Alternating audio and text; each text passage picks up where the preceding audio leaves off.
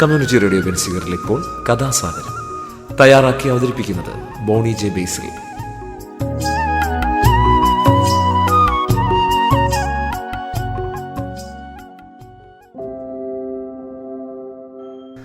നമസ്കാരം പ്രിയ ശ്രോതാക്കളെ, ഞാൻ ബോണിയാണ്. കഥാസാഗരത്തിൻ്റെ ഏറ്റവും പുതിയ എപ്പിസോഡിലേക്ക് എവരെയും സ്വാഗതം ചെയ്യുന്നു. അപ്പോൾ കഥ തുടങ്ങുന്നതിന് മുമ്പ് പരിപാടിയെക്കുറിച്ച് 2 വാക്ക് പറഞ്ഞേക്കാം. സ്ഥിരം പറയുന്നതാണ്, എങ്കിലും ഒന്ന് ഓർമ്മപ്പെടുത്തിയേക്കാം. ആദ്യമായിട്ട് കേൾക്കുന്നവർക്ക് വേണ്ടി പറയുകയാണ്. കഥാസാഗരം കഥകളുടെ പരിപാടിയാണ്. ഓരോ എപ്പിസോഡിലും ഓരോ കഥ കേൾക്കാം. നാടോടി കഥകളും മുത്തച്ചിക്കഥകളും ഇതിഹാസങ്ങളും പുരാണങ്ങളും ഐതിഹ്യങ്ങളും എല്ലാം ഇതിലൂടെ കടന്നു വരുന്നു. അവസാനം കുറച്ച് വർത്തമാനമുണ്ട്. അപ്പോൾ ഇന്നത്തെ കഥയിലോട്ട് നമുക്ക് കിടക്കാം അല്ലേ, വൈകണ്ട. ഇന്ന് ഞാൻ പറയാൻ പോകുന്നത് ഒരു ഓസ്ട്രേലിയൻ നാടോടിക്കഥയാണ്. വിശ്വ നാടോടിക്കഥാ മാലിക എന്ന് പറഞ്ഞ ജോൺ സാമുവലിൻ്റെ ഒരു പുസ്തകത്തിൽ നിന്ന് എടുത്ത ഒരു കഥയാണ് ഇത്. ഒന്ന് കേട്ട് നോക്കിക്കോളൂ.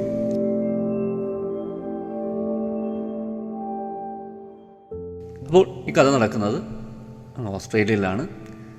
അതുകൊണ്ടാണ് ഞാൻ ആദ്യം പറഞ്ഞത് ഇതൊരു ഓസ്ട്രേലിയൻ നാടോടി കഥയാണെന്ന്. അപ്പോൾ ഇതിൻ്റെ മുഖ്യ കഥാപാത്രം റിക്കിയാണ്. അദ്ദേഹം സമ്പന്നനായ ഒരു കൃഷിക്കാരനാണ്. കൃഷിയിടങ്ങൾ എത്രയുണ്ടെന്ന് അയാൾക്ക് തന്നെ അറിയില്ല. എല്ലാത്തരം കൃഷികളുള്ള റിക്കിക്ക് അക്കൊല്ലത്തെ വിളവെടുപ്പ് പ്രതീക്ഷകൾക്കപ്പുറത്തായിരുന്നു. ധാന്യങ്ങൾ അയാളുടെ കളപ്പുരയിൽ കുമിഞ്ഞുകൂടി. അത്രയ്ക്ക് ധാന്യങ്ങൾ, ഇഷ്ടംപോലെ ധാന്യങ്ങൾ. മഴക്കാലം എത്തുന്നതിന് മുമ്പ് എല്ലാം ഉണക്കിയെടുത്ത് ക്രമപ്പെടുത്തി സൂക്ഷിക്കേണ്ടതുണ്ട്. അതിനു വേണ്ട സ്ഥലം കണ്ടെത്തുന്നതിനുള്ള ഓട്ടത്തിലായിരുന്നു അയാൾ. ഇപ്പോഴുള്ള സംഭരണ സ്ഥലം തികയുകയില്ല. കളപ്പുരയുടെ വിസ്തൃതി ഏറെ വർദ്ധിപ്പിച്ചാൽ മാത്രമേ ധാന്യങ്ങൾ മുഴുവൻ സൂക്ഷിക്കാൻ കഴിയൂ. ധാന്യവിളവ് അത്രയും വർദ്ധിക്കുമെന്ന പ്രതീക്ഷയില്ലാതിരുന്നതിനാൽ പുതിയത് പണിയുന്നതിനെ പറ്റി മുൻകൂട്ടി ആലോചിച്ചിരുന്നില്ല. വലിയൊരു കളപ്പുര തന്നെയാണ് ഇപ്പോൾ വേണ്ടത്. അദ്ദേഹം തല പുകഞ്ഞ് ആലോചിക്കുകയാണ്. അങ്ങനെ ആലോചിച്ചുകൊണ്ടിരിക്കുമ്പോൾ മാന്യമായ വേഷം ധരിച്ച ഒരാൾ റിക്കിയുടെ അടുക്കലെത്തി. അദ്ദേഹത്തിൻ്റെ വേഷം ഇങ്ങനെയായിരുന്നു: തലയിൽ വലിയൊരു തൊപ്പി, പിന്നെ കറുത്ത വേഷം, ചെറിയ ചുവന്ന കണ്ണുകൾ, വലിയ കവിളുകൾ, ഒത്ത നീളം, ഒത്ത വണ്ണം. അയാൾ റിക്കിയോട് ചോദിച്ചു, സുഹൃത്തെ, താങ്കളെ വലിയൊരു പ്രശ്നം വല്ലാതെ അലട്ടുന്നുണ്ടല്ലോ. അത് ഈ മുഖം കണ്ടാൽ അറിയാം. എന്താണത്? കഴുത്തിന് വേദന, അതല്ലെങ്കിൽ കാൽമുട്ടുകൾക്ക്? ചിരിച്ചുകൊണ്ട് റിക്കി പറഞ്ഞു, അയ്യോ, കഴുത്തിനും കാലിനും ഒന്നും ഒരു പ്രശ്നവുമില്ല. പക്ഷെ വേറൊരു പ്രശ്നമുണ്ട്. പരിഹാരം കണ്ടെത്താനാവാത്ത പ്രശ്നം. ആഹാ, പരിഹാരം കണ്ടെത്താനാവാത്ത പ്രശ്നമോ? അങ്ങനെയൊന്നുണ്ടോ? എന്താണത്? ഞാൻ കേൾക്കട്ടെ, ഒന്ന് പറയാമോ? ചിരിച്ചുകൊണ്ട് തന്നെ അയാൾ ചോദിച്ചു. അയാളുടെ മുഖത്തെ നിഷ്കളങ്ക ഭാവം ശ്രദ്ധിച്ച് റിക്കി പറഞ്ഞു, മഴക്കാലം വരുന്നു. അതിനു മുമ്പ് ധാന്യങ്ങൾ ഉണക്കി കളപ്പുരയ്ക്കുള്ളിലാക്കണം. വിളവെടുപ്പ് പ്രതീക്ഷിച്ചതിലും വളരെ കൂടുതലായതിനാൽ സൂക്ഷിക്കാൻ സ്ഥലമില്ല. ഒരെണ്ണം പണിയാമെന്ന് വെച്ചാൽ അത്രയ്ക്ക് വലുത് വേണ്ടിവരുമെന്നതിനാൽ മഴക്കാലത്തിന് മുൻപ് പണിത് തീർക്കാൻ കഴിയുമെന്നും തോന്നുന്നില്ല. മാത്രമല്ല, അതിനു വേണ്ട പണവും തൽക്കാലം കയ്യിലില്ല. ആഗതൻ ചിരിച്ചു. തലയിൽ നിന്ന് തൊപ്പിയെടുത്ത് മാറ്റി റിക്കിയുടെ കണ്ണിലേക്ക് നോക്കിക്കൊണ്ട് അയാൾ പറഞ്ഞു, അയ്യോ, ഇതൊരു പ്രശ്നമേ അല്ല. ഇതോർത്താണോ താങ്കൾ വേവലാതിപ്പെടുന്നത്? എനിക്ക് വിട്ടു തന്നേക്കൂ. താങ്കളുടെ ഈ പ്രശ്നം നാളെ നേരം വെളുക്കുന്നതിന് മുമ്പ്, കോഴി കൂവുന്നതിനും മുമ്പ് വേണ്ടത്ര വലുപ്പത്തിലുള്ള കളപ്പുര ഞാൻ താങ്കൾക്ക് കെട്ടിത്തരും. വേണ്ടി വന്നാൽ ഈ ഗ്രാമത്തിലുള്ള ആൾക്കാർക്ക് മുഴുവൻ നൃത്തം ചെയ്യാൻ തരത്തിൽ വലിപ്പമുള്ളത്. താങ്കളുടെ കഴുത്തിന് മുകളിൽ ഒരു തലയുണ്ട്. അതുകൊണ്ട് തീരുമാനമെടുത്താൽ മാത്രം മതി. താങ്കൾ ആരാണ്? എവിടെ നിന്ന് വരുന്നു? സ്ഥലത്തിൻ്റെ പേര് താങ്കൾ കേട്ടിട്ടുണ്ടാവില്ല. നരകത്തിൽ നിന്ന് കഷ്ടിച്ച് 1 മണിക്കൂറിൻ്റെ ദൂരമുണ്ടാവും. ആഗതൻ ചിരിച്ചു. റിക്കിക്ക് ചിരി വന്നില്ല. റിക്കി പറഞ്ഞു, തമാശയല്ല, ഞാൻ കാര്യമായി ചോദിച്ചതാണ്. ഞാൻ കാര്യമായി തന്നെ പറഞ്ഞതാണ്. ആഗതൻ ഉടുപ്പിനുള്ളിൽ നിന്ന് ഒരു പിടി സ്വർണ്ണ നാണയങ്ങൾ എടുത്തു കാട്ടി. എന്നിട്ട് തുടർന്നു, സുഹൃത്തേ, ഞാൻ കളവ് പറയുകയല്ല. ഇത് അസാധ്യമായ കാര്യമല്ല. നാളെ രാവിലെ കോഴി കൂവുന്നതിന് മുമ്പ് പുതിയ കളപ്പുര താങ്കൾക്ക് കിട്ടിയിരിക്കും. ഇല്ലെങ്കിൽ ഈ നാണയങ്ങൾ നിങ്ങൾക്ക്. അയാൾ സ്വർണ്ണ നാണയങ്ങൾ റിക്കിയുടെ കൈക്കുള്ളിൽ വെച്ചു കൊടുത്തു. യാതൊന്നും മനസ്സിലാവാതെ റിക്കി അമ്പരന്ന് നിന്നു. റിക്കി സ്വയം എന്നോണം പറഞ്ഞു, ഒരിക്കലും അത് സാധ്യമല്ല. ഒറ്റ രാത്രി കൊണ്ട് അത്രയും വലിയ കളപ്പുര പണിത് കഴിയുമെന്നോ?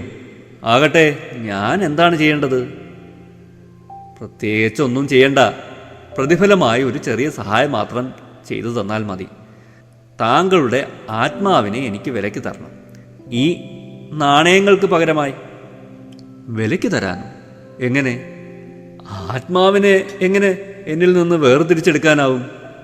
വളരെ നിസ്സാരമായ കാര്യം. തൽക്കാലം അത് ഉള്ളിൽ തന്നെ ഇരിക്കട്ടെ, മറന്നേക്കൂ. പക്ഷേ ഈ കരാറിൽ താങ്കൾ ഒപ്പിടണം. ഒറ്റ വ്യവസ്ഥയേ ഉള്ളൂ. നാളെ കാലത്ത് കോഴി കൂവും മുമ്പ് കളപ്പുര നിർമ്മിച്ച് നൽകുന്നതിന് പ്രതിഫലമായി താങ്കളുടെ ആത്മാവിനെ എനിക്ക് വിലയ്ക്ക് നൽകുന്നു. അത്രമാത്രം. ഒരു സ്വപ്നത്തിലെന്നവണ്ണം കരാറിൽ ഒപ്പിടുമ്പോൾ റിക്കിയുടെ മനസ്സിൽ ഭാര്യയുടെയും ദൈവങ്ങളുടെയും മുഖം മാത്രമായിരുന്നു. കയ്യിലൊരു പിടി സ്വർണ്ണ നാണയങ്ങൾ. പെട്ടെന്ന് അവിടം ഇരുണ്ടു. റിക്കിയെ ഞെട്ടി വിറപ്പിച്ചുകൊണ്ട് ഒരു ഇടിമിന്നൽ പാഞ്ഞുപോയി. എന്താണ് സംഭവിച്ചെന്നറിയാതെ പകച്ചു നിന്ന റിക്കിയെ അത്ഭുതപ്പെടുത്തിക്കൊണ്ട് ആഗതൻ അപ്രത്യക്ഷനായി. വിറയ്ക്കുന്ന കാലടികളോടെ റിക്കി വീട്ടിലെത്തി. നടന്നത് തീർത്തും അവിശ്വസനീയമായ കാര്യമായതിനാൽ ഭാര്യയിൽ നിന്ന് മറച്ചുവെച്ചു. ഭാര്യ പറഞ്ഞു, റിക്കി, എന്തു പറ്റി? ഇടിമിന്നലേറ്റതുപോലെ ഉണ്ടല്ലോ. നീ അത് കേട്ടുവോ? തന്നോട് പറയാൻ താല്പര്യമില്ലാത്ത എന്തോ ഒന്ന് റിക്കിയുടെ മനസ്സിലുണ്ടെന്ന് ബുദ്ധിമതിയായ ഭാര്യയ്ക്ക് വ്യക്തമായി. പക്ഷേ അവർ മൗനം പാലിച്ചുകൊണ്ട് റിക്കിയുടെ നീക്കങ്ങൾ ശ്രദ്ധിച്ചു. റിക്കി അത്താഴം കഴിച്ചില്ല. ഉറങ്ങാൻ സമയമായപ്പോൾ കിടക്കമുറിയിലെത്തി പുതപ്പിനുള്ളിൽ തലമൂടിക്കിടന്നു. തിരിഞ്ഞും മറിഞ്ഞും കിടന്നിട്ടും ഉറക്കം വരുന്നില്ല. ഒടുവിൽ ഒരു മുരൾച്ചയോടെ പുതപ്പിനുള്ളിൽ നിന്ന് തല വെള്ളിയിലിട്ട് തേങ്ങലോടെ പറഞ്ഞു, എനിക്ക് താങ്ങാനാവുന്നില്ല.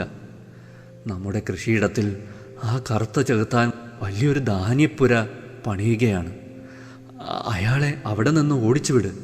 റിക്കിയുടെ ഭാര്യയ്ക്ക് ഒന്നും മനസ്സിലായില്ലെങ്കിലും വാതിൽ തുറന്ന പുറത്തേക്കോടി കളപ്പുര നിൽക്കുന്ന ഭാഗത്തേക്ക് നോക്കി. നിലാവെളിച്ചത്തിൽ അതാ അവിടെ ഒരു കളപ്പുരയുടെ പണി ദ്രുതഗതിയിൽ നടക്കുന്നു. കണ്ണുകളെ അവർക്ക് വിശ്വസിക്കാനായില്ല.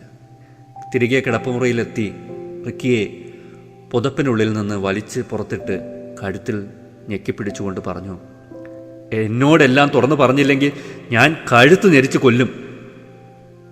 റിക്കിയുടെ നാവ് പുറത്തേക്ക് തള്ളി. കണ്ണുകളിൽ നീർ പൊടിഞ്ഞു.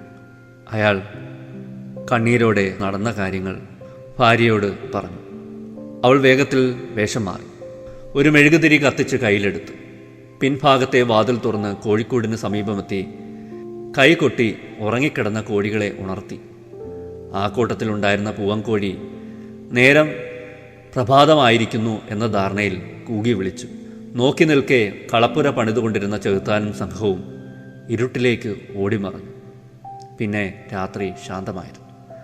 അത്ഭുതം! അടുത്ത ദിവസം കാലത്ത് പഴയ കളപ്പുരയ്ക്കടുത്തായി പുതിയൊരു വലിയ കളപ്പുര തലയുയർത്തി നിൽക്കുന്നു. അടുത്തു ചെന്ന് നോക്കുമ്പോൾ പണിയിൽ ഒന്നു മാത്രമേ പൂർണ്ണമാകാനുണ്ടായിരുന്നു. മുകളിലായി ത്രികോണത്തിലുള്ള മുഖപ്പിൽ ഒരു വലിയ ദ്വാരം. അതൊഴികെയുള്ള പണികൾ പൂർത്തിയായിരുന്നു. റിക്കിയുടെ ആത്മാവ് നരകത്തിന് 1 മണിക്കൂർ മാത്രം അകലെ താമസിക്കുന്ന ആ ചെകുത്താന് ലഭിച്ചില്ലെന്ന് പ്രത്യേകം പറയേണ്ടതില്ലല്ലോ. കരാറനുസരിച്ച് കോഴി കൂവുന്നതിന് മുമ്പ് പണി പൂർണ്ണമായിരുന്നെങ്കിൽ ആത്മാവ് നൽകുവാൻ റിക്കി ബാധ്യസ്ഥനാകുമായിരുന്നു. ഭാര്യയുടെ അവസരത്തിനൊത്തുള്ള യുക്തിപരമായ നീക്കമാണ് റിക്കിക്ക് രക്ഷയായത്. പക്ഷേ പുത്തൻ കളപ്പുരയുടെ മുഖപ്പിലെ ആ വലിയ ദ്വാരം അടയ്ക്കാൻ എത്ര ശ്രമിച്ചിട്ടും അത് താനേ തുറന്നു വന്നു.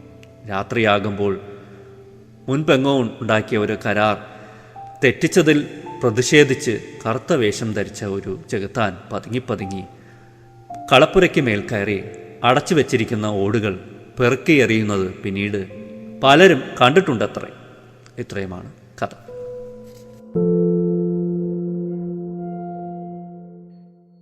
ഈ കഥയിൽ ബുദ്ധിമതിയായ ഒരു ഭാര്യയുണ്ട്. ഭർത്താവ് ആപത്തിൽപ്പെടുമ്പോൾ അതിൽ നിന്ന് രക്ഷപ്പെടുത്തുകയാണ് ഈ ഭാര്യ. ബൈബിൾ അനുസരിച്ച്, അല്ലെങ്കിൽ ബൈബിൾ പറയുന്ന കഥയനുസരിച്ച്, ദൈവം 6-ാമത്തെ ദിവസമാണ് തൻ്റെ പ്രതിച്ഛായയിൽ മനുഷ്യനെ സൃഷ്ടിച്ചത്. അതായത് നമ്മൾ ശ്രദ്ധിക്കേണ്ട കാര്യം, ദൈവത്തിൻ്റെ പ്രതിച്ഛായയിലാണ് മനുഷ്യൻ സൃഷ്ടിക്കപ്പെട്ടത്. അപ്പോൾ ദൈവമാണ് മനുഷ്യൻ, മനുഷ്യനാണ് ദൈവം. തത്വമസി അതല്ലേ പറയുന്നത്. നമ്മളിങ്ങനെ കുന്നൊക്കെ കയറി മേളിൽ ചെല്ലുമ്പോൾ എഴുതി വെച്ചിരിക്കുന്ന തത്വമസി, നീയാകുന്നു ദൈവം, നീ അന്വേഷിച്ചു വന്ന ദൈവം നീ തന്നെയാണ് എന്നൊക്കെ പറയുന്ന കണക്കുള്ളൊരു സങ്കല്പം തന്നെയാണ് അല്ലേ. എന്തായാലും ദൈവം സൃഷ്ടിച്ച മൃഗങ്ങൾക്കെല്ലാം ഇണയുണ്ടെന്ന് കണ്ടപ്പോഴാണ് ആദം തനിക്കൊരു ഇണയെ വേണമെന്ന അഭ്യർത്ഥന ദൈവത്തിൻ്റെ മുന്നിൽ വെച്ചത്. അങ്ങനെ അഥവാ മലയാളത്തിൽ പറയുന്ന ഹവ അല്ലേ, ഹവ ഉണ്ടായി. ഈ സ്ത്രീകളുടെ ജിജ്ഞാസ അന്നേ തുടങ്ങിയതാണ്, അറിയാനുള്ള ജിജ്ഞാസ. എന്തായാലും സർപ്പവും ഹവയും ചേർന്ന് ആഡത്തിനെ അങ്ങനെ ആ വിലക്കപ്പെട്ട കനി തീറ്റിക്കുകയാണ്. അങ്ങനെ അവർ ഏദൻ പൂങ്കാവനത്തിൽ നിന്ന് പടിയിറങ്ങുകയാണ്. അപ്പോൾ അങ്ങനെയാണ് ആദിമ മനുഷ്യൻ്റെ കഥ ബൈബിൾ വിവരിക്കുന്നത്. അപ്പോൾ ഈ ബൈബിളിൻ്റെ ഈ കഥ പറഞ്ഞപ്പോഴാണ് 7-ാം ദിവസം അങ്ങനെ വിശ്രമ ദിവസമായിരുന്നു. ഈ വിശ്രമത്തിൻ്റെ കാര്യം പറഞ്ഞപ്പോഴാണ് ഈ ഇടയ്ക്കെന്ന് പറയാൻ പറ്റില്ല, കുറച്ച് നാൾ മുമ്പ് ഒരു കോർപ്പറേറ്റ് തലവൻ ഞായറാഴ്ചകളിലും ജോലി ചെയ്യണമെന്ന ഒരു തത്വവുമായിട്ട് മുന്നോട്ട് വന്നത്. എന്തിനാണ് നമ്മൾ സമയം പാഴാക്കുന്നത്, വീട്ടിലിരുന്ന് വെറുതെ ഭാര്യയെ തുറച്ചു നോക്കിക്കൊണ്ടിരിക്കുന്നത് എന്തിനാണ് എന്നൊക്കെ മട്ടിൽ അദ്ദേഹം സംസാരിക്കുകയും പ്രസംഗിക്കുകയൊക്കെ ഉണ്ടായി. ആ ദിവസങ്ങളിൽ പണിയെടുത്തൂടെ എന്നൊക്കെ അദ്ദേഹം പറയുകയുണ്ടായി. അപ്പോൾ 7-ാമത്തെ ദിവസം വിശ്രമ ദിവസമാണ്. വിശ്രമ ദിവസത്തെക്കുറിച്ച് പറഞ്ഞപ്പോൾ ഇപ്പോൾ ഈ അടുത്ത കാലത്ത് നടന്ന ഒരു കാര്യത്തെ ഇതുമായിട്ടൊന്ന് കൂട്ടിച്ചേർക്കുകയാണ്. വിശ്രമിക്കേണ്ട ദിവസം നമുക്ക് ആവശ്യമാണല്ലേ, ശ്രമം എല്ലാവർക്കും ആവശ്യമാണ്. അത് മാനസികമാണ്, ശാരീരികവുമാണ്. 2 വിശ്രമവും നമുക്ക് ആവശ്യമാണ്. ടെൻഷനെല്ലാം മാറ്റിവെച്ച്, അല്ലെങ്കിൽ നമുക്ക് നമ്മുടേതായിട്ടുള്ളൊരു ദിവസം, മനസ്സും ശരീരമൊക്കെ ശാന്തമാകാനുള്ളൊരു ദിവസം. അതായത് ഇദ്ദേഹം പറയുന്നത് ഞായറാഴ്ചയും കമ്പനിക്ക് ലാഭമുണ്ടാക്കി കൊടുക്കണമെന്നാണ്. ആ തത്വമാണ് അദ്ദേഹം മുന്നോട്ട് വെക്കുന്നത്. എനിക്കൊന്ന് ഇതൊക്കെ എന്തുകൊണ്ട് ഇവർ പറയുന്നു എന്ന് ചോദിച്ചാൽ, ഇവിടുത്തെ തൊഴിലില്ലായ്മയാണ്. വിദ്യാസമ്പന്നരായ യുവാക്കൾ പഠിച്ചിറങ്ങുന്നുണ്ട്. ഡോക്ടർമാരും നഴ്സുമാരും എൻജിനീയർമാരും അല്ലെങ്കിൽ വക്കീൽമാരും എല്ലാം സമസ്ത മേഖലയിൽ അവർ പഠിക്കുന്ന ജോലി അവർക്ക് ലഭിക്കാനുള്ളൊരു സാഹചര്യം ഇവിടെയില്ല. അവിടെയാണ് ഇഷ്ടംപോലെ ആൾക്കാരുണ്ട്. അതുകൊണ്ട് ഇവർക്ക് ഉദ്യോഗാർത്ഥികളെ ലഭിക്കാൻ ഒരു പഞ്ഞവുമില്ല.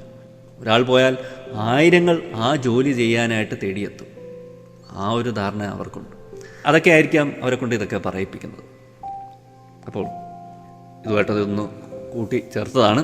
എന്തായാലും കഥാസാഗരവും വർത്തമാനവും ഇവിടെ അവസാനിപ്പിക്കുകയാണ്. അടുത്ത എപ്പിസോഡിൽ നമുക്ക് വീണ്ടും ഒരു കഥയും കുറച്ച് വർത്തമാനവുമായിട്ട് കേട്ടുമുട്ടാം. തൽക്കാലം വിടവാങ്ങട്ടെ. Signing off, Bony. Community radio ബെൻസിഗറിൽ നിങ്ങളിപ്പോൾ കേട്ടത് കഥാസാഗരം. തയ്യാറാക്കി അവതരിപ്പിച്ചത് ബോണി ജെ ബേസിൽ.